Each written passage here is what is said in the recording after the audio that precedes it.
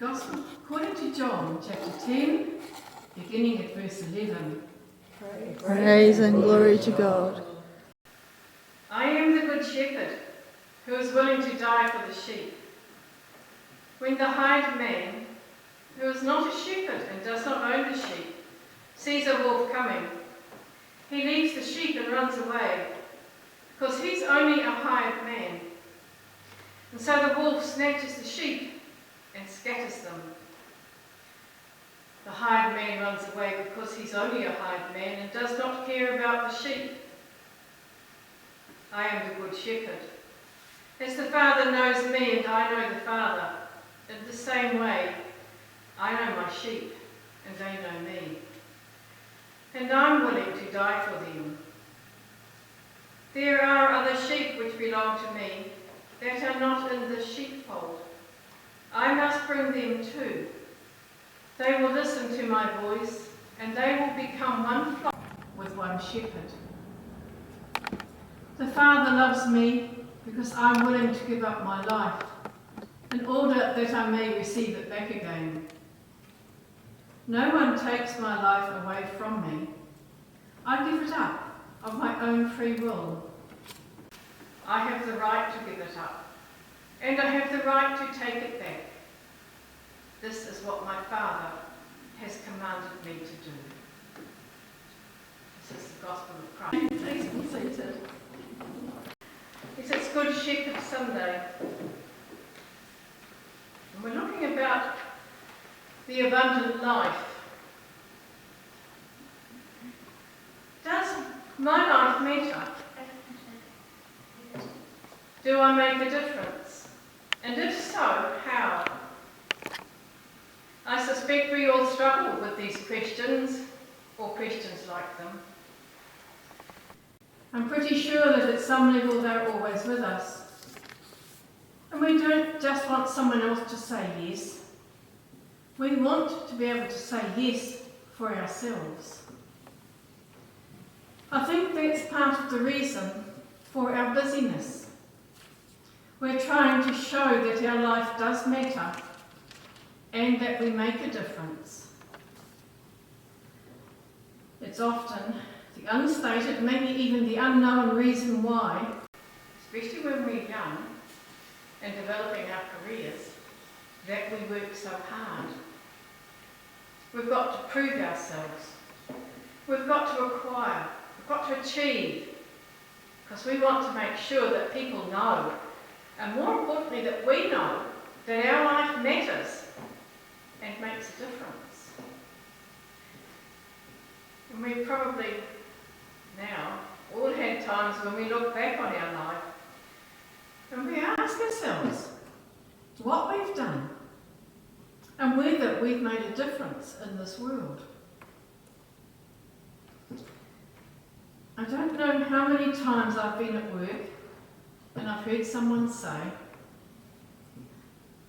I'm just ready to go. I don't want to be here. I don't understand what God is doing. Why am I still here? I've just got a few in my mind at the moment that are the last few days. And I can't help but wonder if what they're really asking is whether their life matters and what difference does it make to another. Are they of value? I think they're grounded in a deep longing and a desire for abundance in our life. We want to live an abundant life. Today's Gospel began with verse 11. But if we went back to verse 10, Jesus said, I've come that they may have life and have it more abundantly. And that verse is right in the middle of what is often called the Good Shepherd discourse. Abundant life is the goal. It's his purpose. It sets the tone for his telling of today's story about the Good Shepherd, the hired hand, the sheep, and the wolf. So I want to look at those four images in relationship to abundance. We can all tell stories of times in our life when there was something we wanted and we worked really hard, or we waited a long time, and we finally got that thing we wanted. And once we had it, it didn't do what we thought it would. It didn't satisfy. We got what we wanted, but we had no abundance. Abundance is that quality of life that lets us touch the deepest part of ourselves. It connects us with the divine, with the holy, with what's good, true and beautiful in this world. It's not so much about getting something we don't have, but living more fully into what is already present. So that abundance is love that leads to love. It's joy that leads to joy. It's peace that leads to peace. It's kindness that leads to kindness.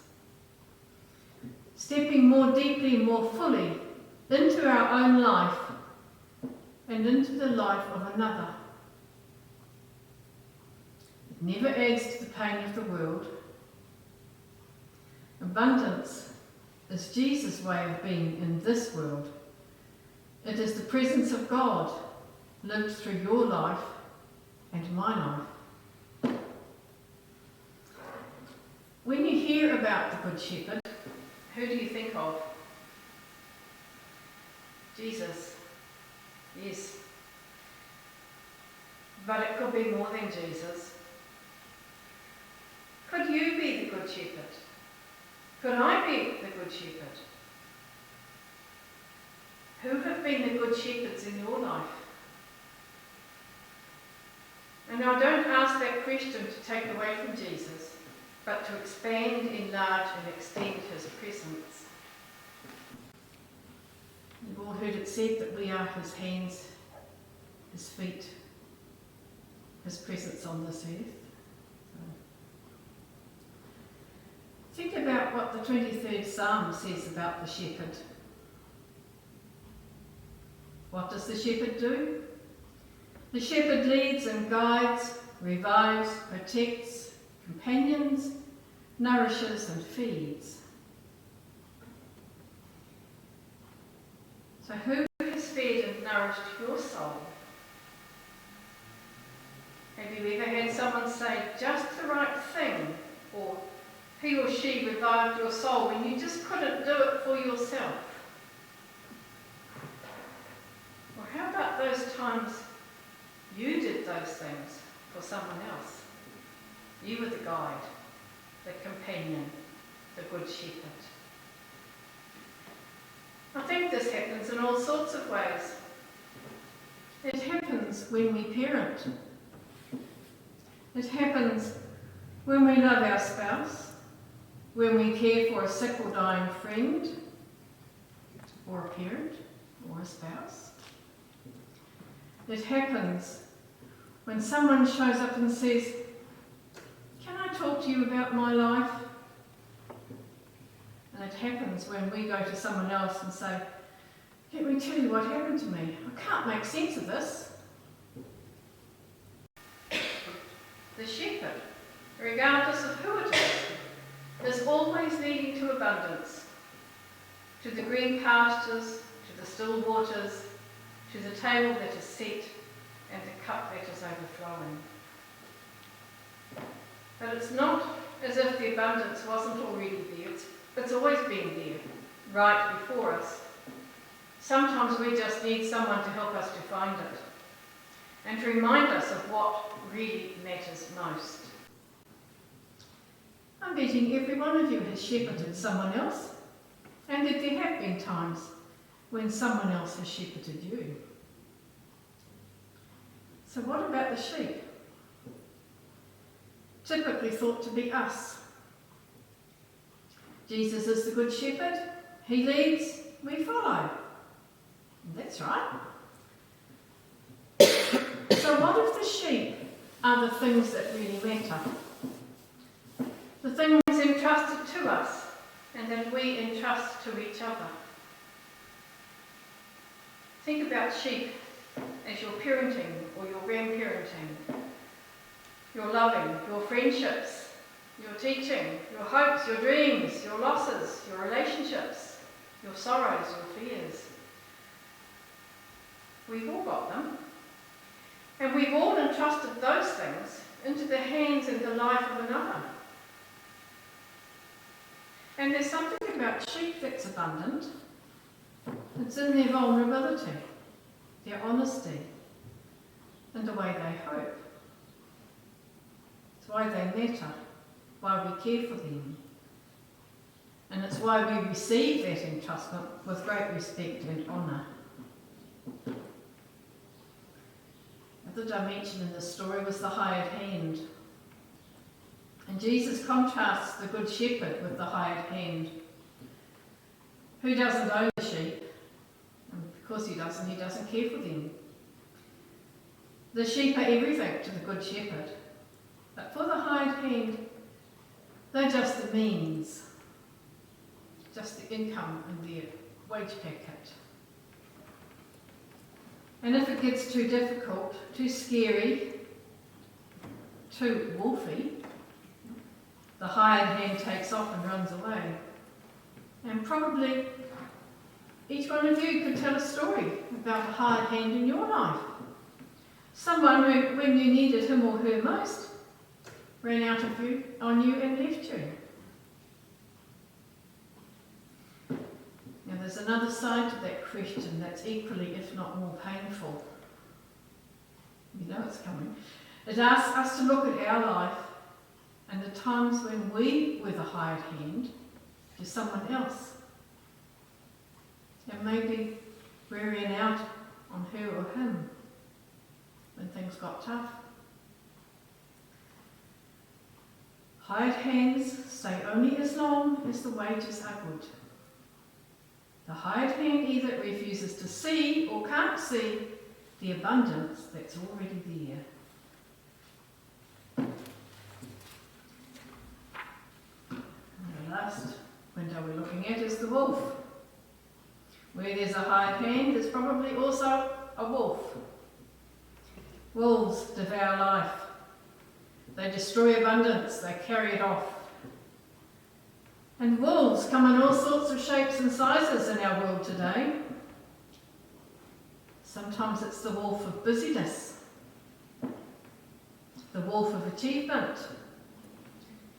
the wolf of needing approval, or the wolf of having to be right and in control. And sometimes it's the wolf of fear, of anger and resentment. Or maybe it's the wolf of failure, of despair and brokenness.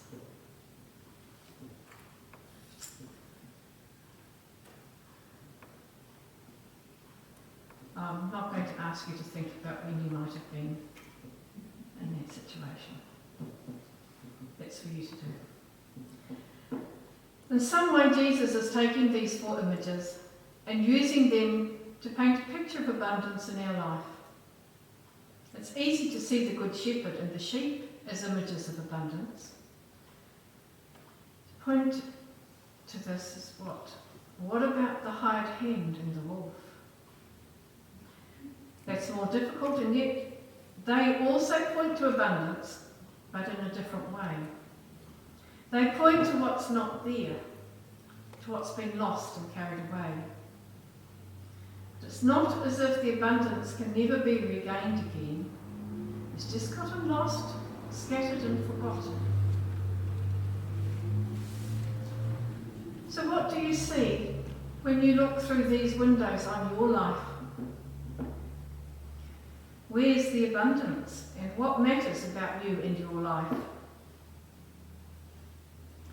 What will you do with what you see through these windows? I can't tell you what to do. Because there's not one right answer. And I certainly don't know it.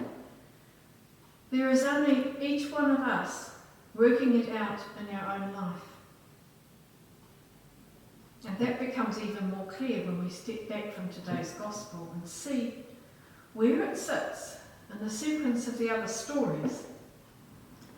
Sometimes it's helpful to look at where the gospel story falls in relationship to what comes before and after. Immediately before this gospel, Jesus heals the man who was born blind at birth. He opens his eyes.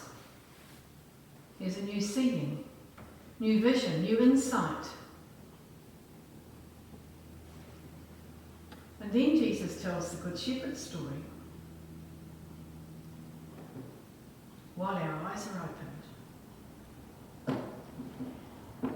And after the Good Shepherd story, the next big story is the raising of Lazarus.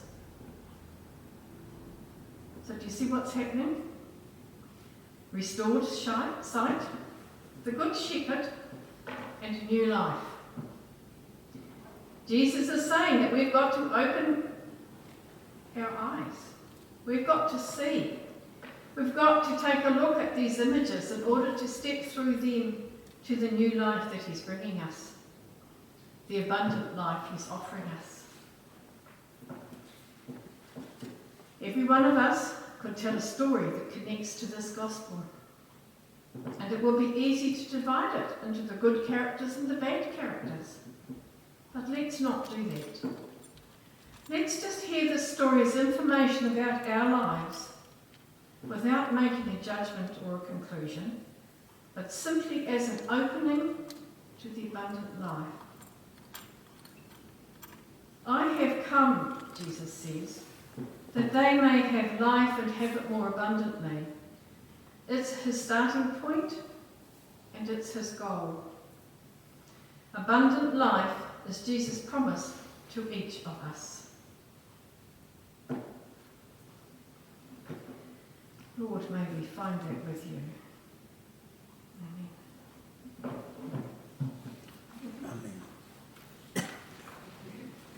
Amen. Please stand for the affirmation of faith on page 461.